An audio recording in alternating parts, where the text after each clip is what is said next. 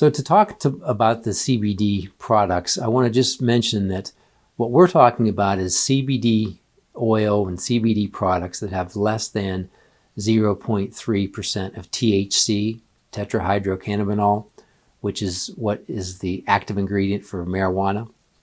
So the products that you would buy recreationally in some states or in a medical marijuana dispensary, those products are going to have CBD in them as well. It is the same compound, but the difference being, of course, those products are mixed together with high varying percentages of THC.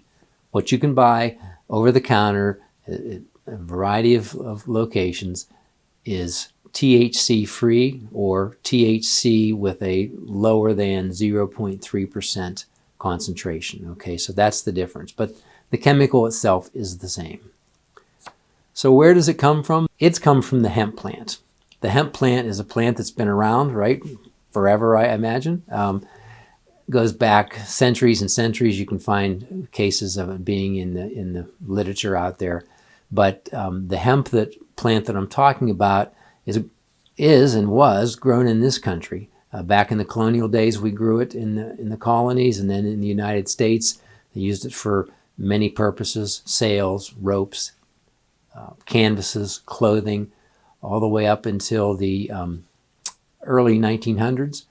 And then in 1937, Congress passed the Marijuana Tax Act, which imposed a significant tax on the cannabis growing, as well as a lot of hoops, I guess, that they had to go through to produce it. So basically that put that business out of business, and the farmers stopped producing it, stopped growing it, up until World War II, when the government encouraged people to go ahead and grow it again because they needed it for the war effort. After the war then, production stopped again, and no one was growing it any longer.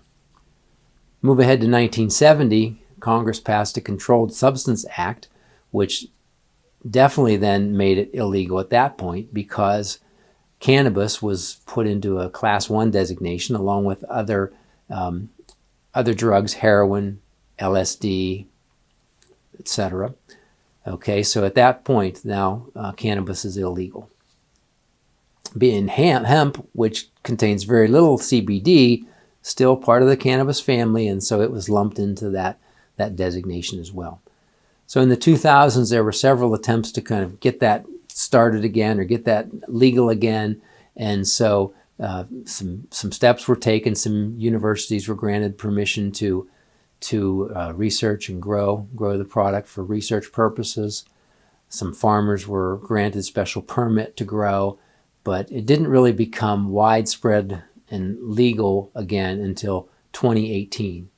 The 2018 Farm Bill, passed by Congress, signed by the President, included a portion of the bill that allowed and provided for hemp to become an agricultural product.